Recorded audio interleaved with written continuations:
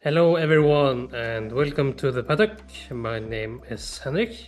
And my name is Sierra, and we will be going over the 2024 Monza weekend, starting with F3.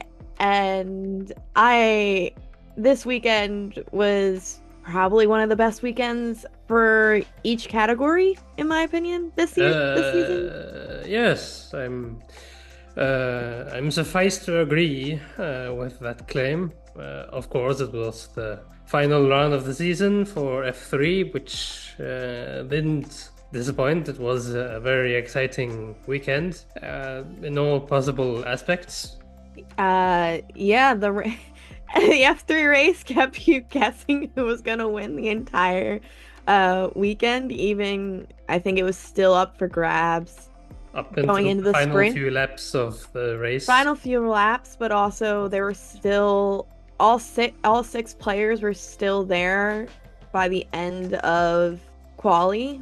It's not like one of them was out of place or They two out of were place. They knew exactly what they had to do, and some of them did it, and some of them didn't do it. So, Yeah. Well, let's start, shall we? First things first, beginning of this weekend for F3, they revealed the new specs for the car next season. hmm. Very excited. Definitely looks like they took a lot of inspiration from the F2 cars now, which I think is probably for the best in terms of getting your drivers as close to ready as possible to move up to F1. Yes, that is very true. They outright copied the F2 car from this generation, so it's not a bad move on their part.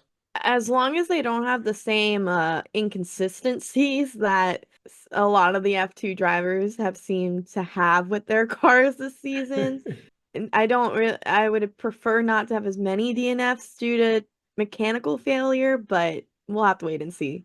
I think they have a year to Mm. kind of figure it out. They got to see the F2 specs. They'll have the rest of the season to look at that. So I think F3 and those teams will definitely have a better understanding of it for bringing them in. Yep, and we will have to give them some credit. We have to give them this year as sort of a grace period. Yeah, So, which is why I think it should be fine going into next season, but I think it's still maybe a little of a concern just because it is a little bit the amount of technical issues in F2 were a little, I think, still a little bit more surprising than most people were. If it was F1, I think we all be kind of happy for the reliability taking a not always being there and giving us a more interesting race results, but mhm. Well, the reliability is one thing, driver error is another.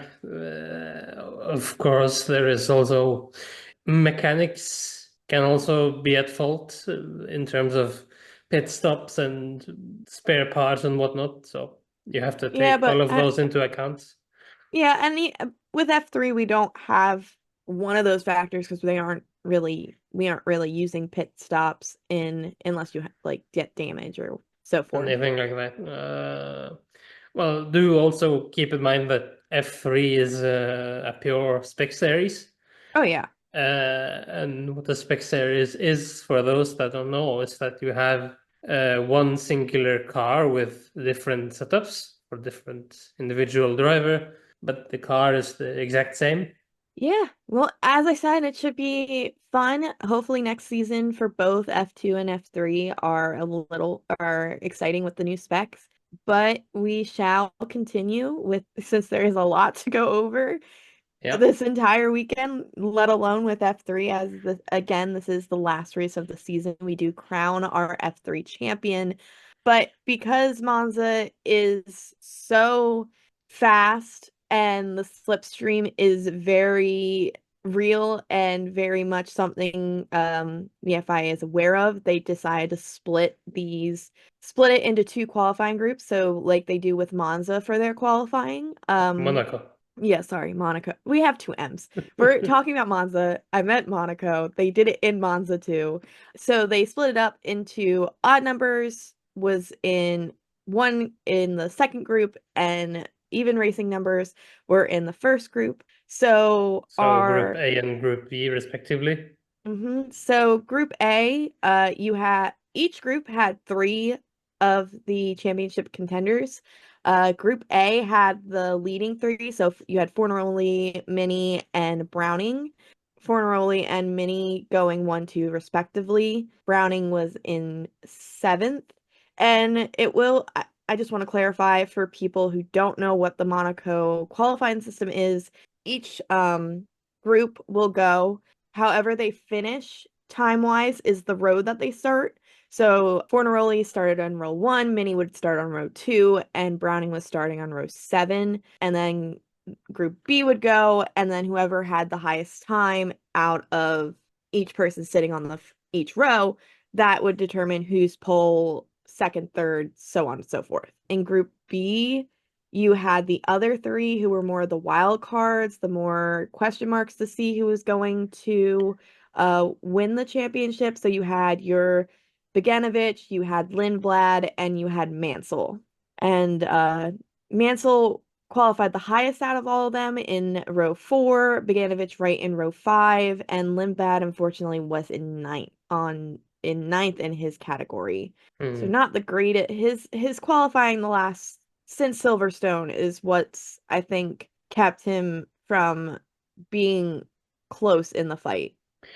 Yes, and I remember during the sprint race interview, he spoke very warmly of that trip to Silverstone and his performance there.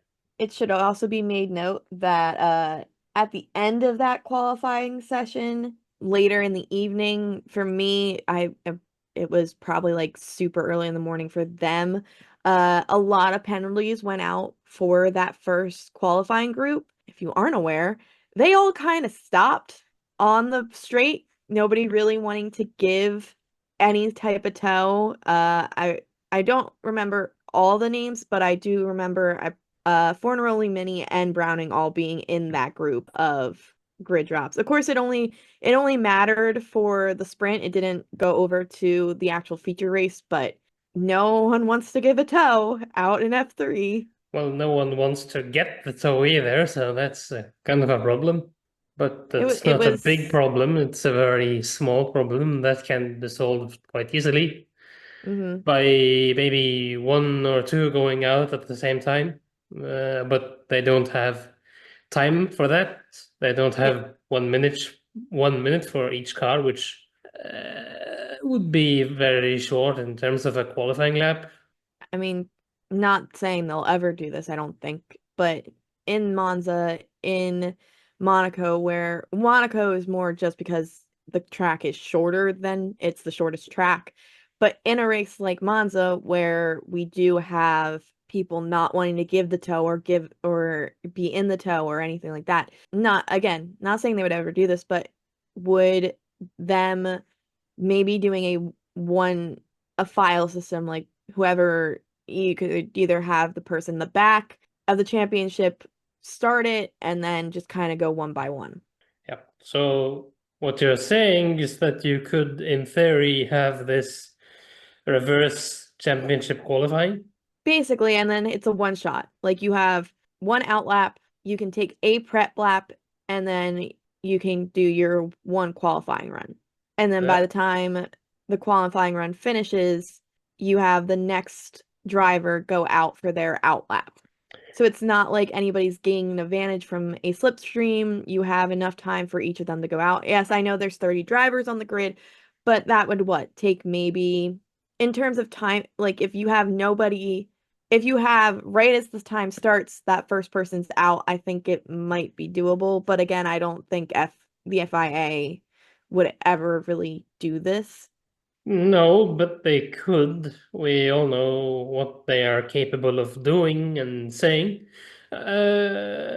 So if they decide that, oh, we want to change things, they can, of course, do that. But I don't think they would change something like that, I think they don't really want to mess with the feeder series qualifying formats because they seem to work, and that's what they were hoping for.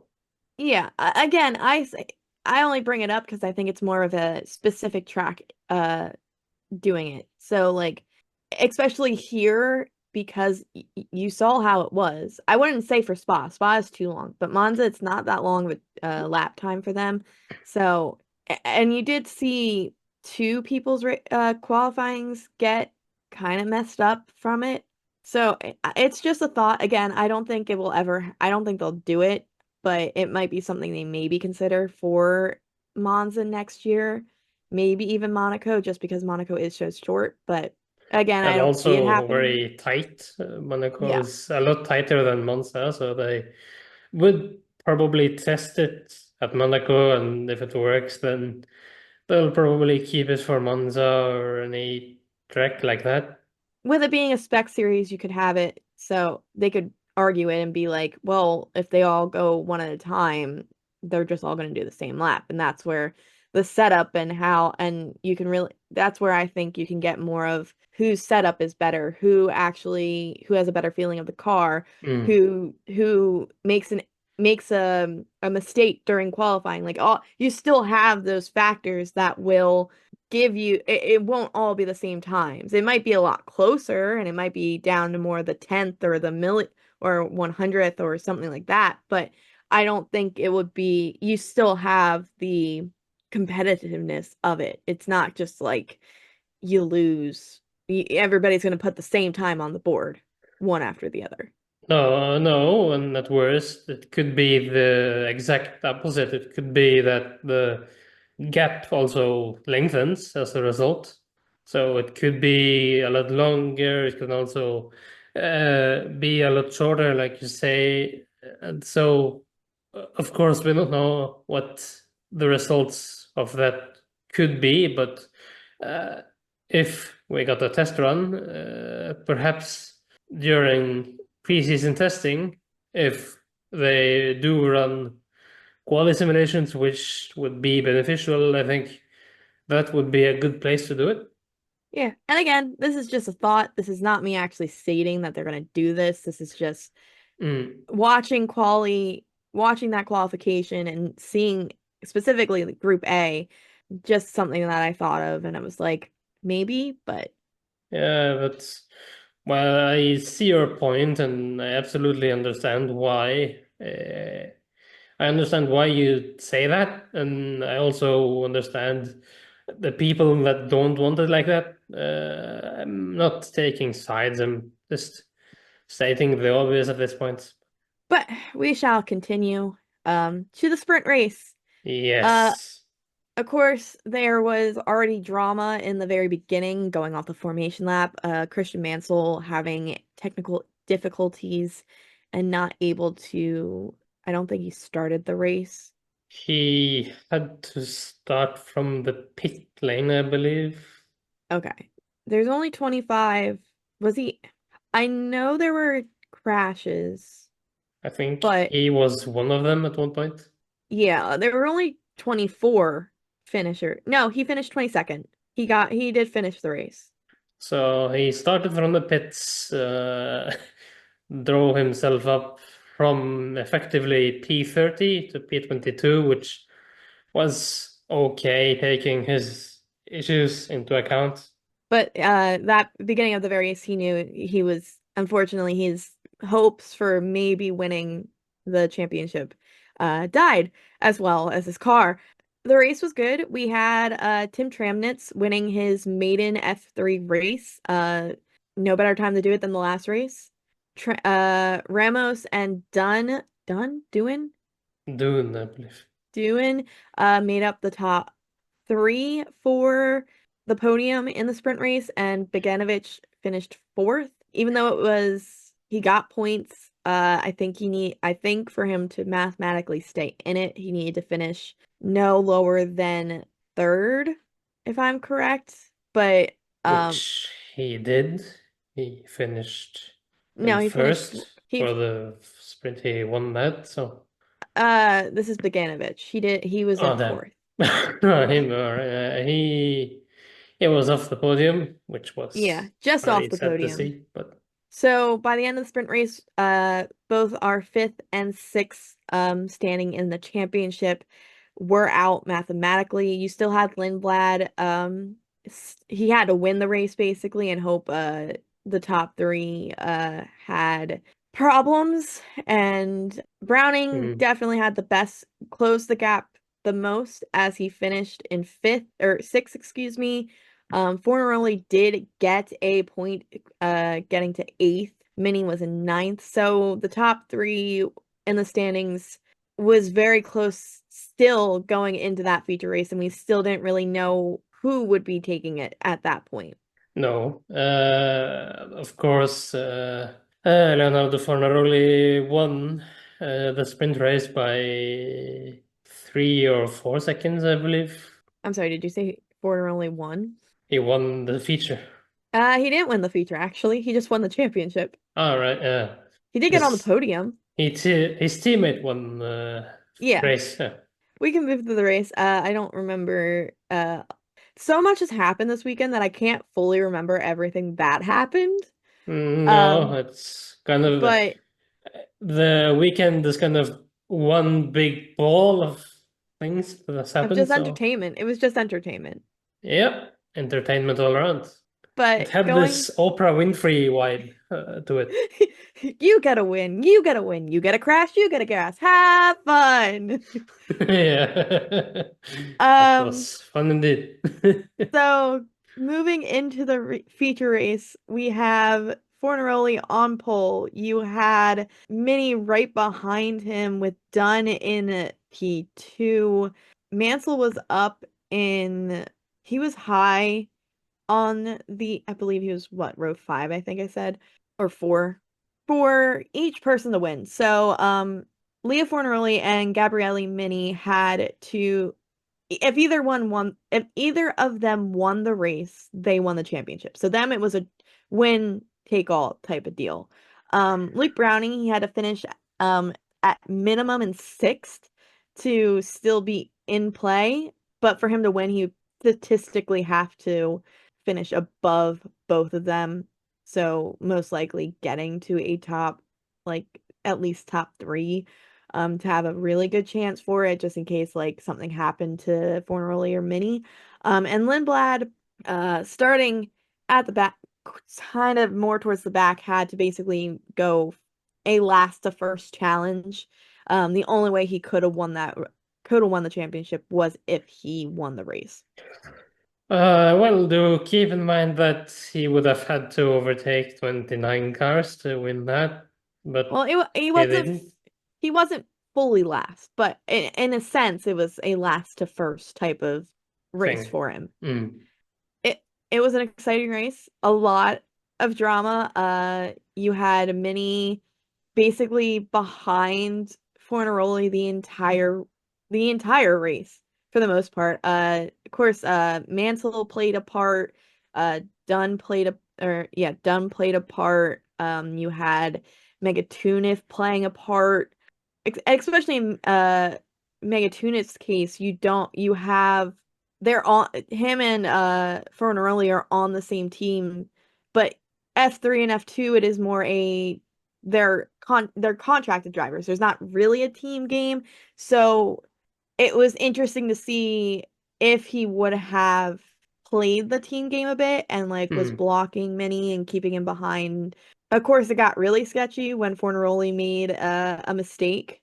I believe coming out of the second chicane, hitting the gravel, allowing Minnie to get basically right up into his gearbox. And thus giving him the lead. I mean, it all came down to the last lap. You had Minnie take, he ended up getting into second, if I'm correct. Yes, he got the second, was on the podium. The where I'm getting at is during the last lap, it was Megatunif, I think like 4 seconds ahead of Fornaroli. But I think for Minnie it was like 3 seconds because he had a little bit more clear air at the time.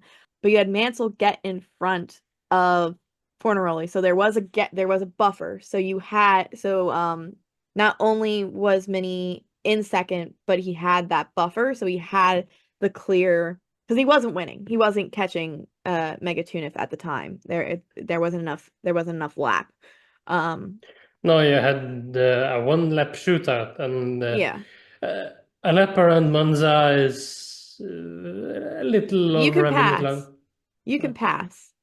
Yeah, but a lap at Monza isn't very long. It's No, no, a no, I very short know. lap, so. Which is why Minnie wasn't gonna Sam Megatunif drove a fantastic race and he deserves that win. First off, Mansell driving with no top cone on his front wing had like basically a hole in the front of it.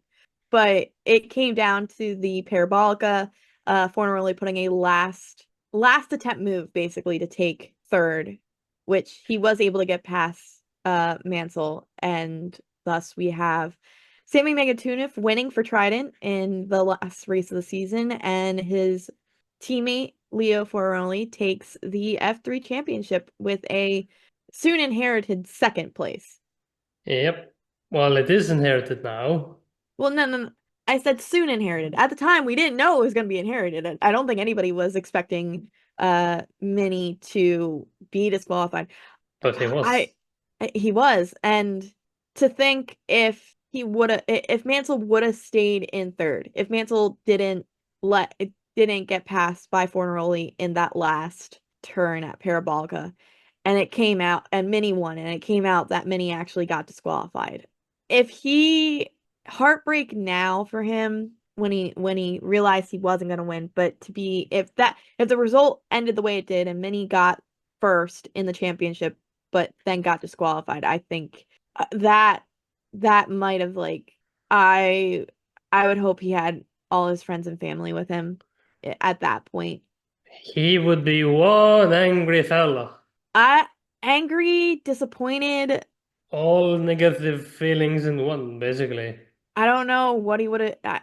Prema would probably be besides themselves. Like they probably wouldn't even know what.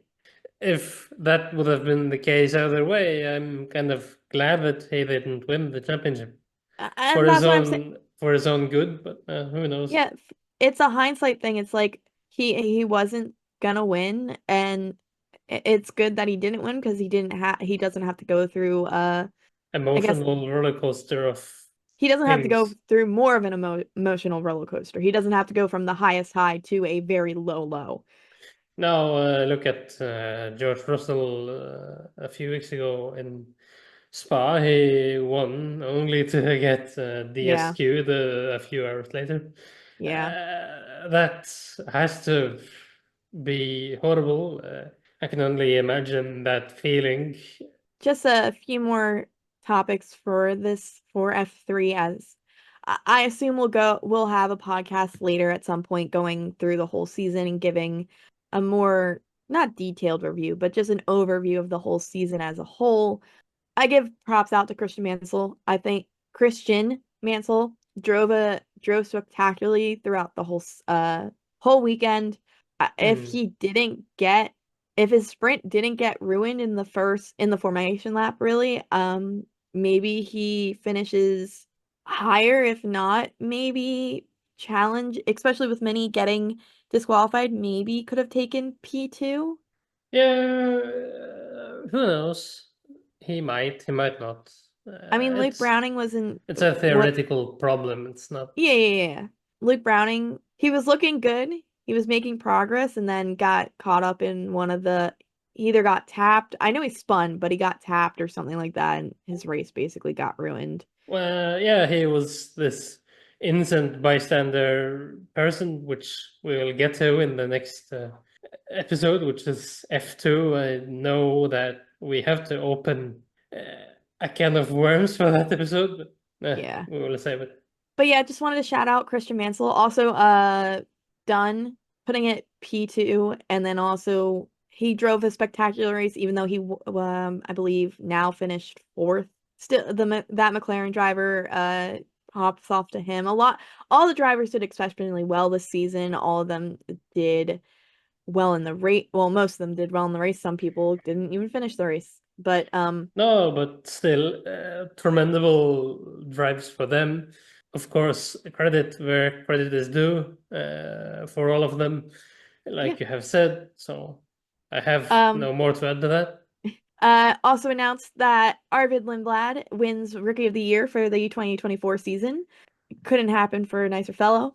Of course, Yeah, the end of his season after Silverstone probably not panning out the way he wanted to with being so close in the standings, but then qualifying just not going his way. But still something to be proud of. absolutely. Hopefully he is in the fight next year. Should be one of the top runners for the F3 championship next year. Yeah, one thing we know is that the 2025 F3 season is beautifully poised. Everything's beautifully poised for 2025. 2025 can't get here soon enough. 2025 will be amazing in all rights. And then just something I heard while watching, this season had the most different winners for F3, but also the most different podium sitters. So the combination of who won to who was on the podium each time. I think they said there was 14 different winners at by the end of the season. Yep, that makes So sense. can't be mad at that at all. No, no, it's It- it's exceptional, really, to see that in a series like that. Of yeah. course, these are among some of the best in their category, but still, it's it's a commendable thing, and it needs to be spoken about. And just one final note, just in terms of those top six, well, I'll say seven, but the driver standings at the end. So it was Fornaroli winning with 153 points. Gabriele Mini, even though he was disqualified, he still stayed at 130 points, keeping second. Luke Browning taking third with 128 points. Lindblad taking fourth with 113. Mansell, with that spectacular drive, moves up to P5 over Bogdanovich at 112. Bogdanovich finishes in sixth at 109. Ollie Guter finishes in seventh with 94, even though he moved up to F2 this weekend. Sammy Megatunif moves to P8 with 84 points, excuse me. Tim Travnitz, with his win in the sprint race, gets him up to P9 in the standings with 81 points. And finally, Noel Leon finishes P10 with 79 points. Yep, that's pretty much it for the 2024 F3 season. And like I said, the 2025 season is beautifully poised. We are starting in Melbourne, Australia, on March 14th with practice and Back, qualifying. back to starting down under. We will see you then. We will still be out later this weekend or later this week with our reviews of F2 and F1. So be sure to stick around for that and watch out for those.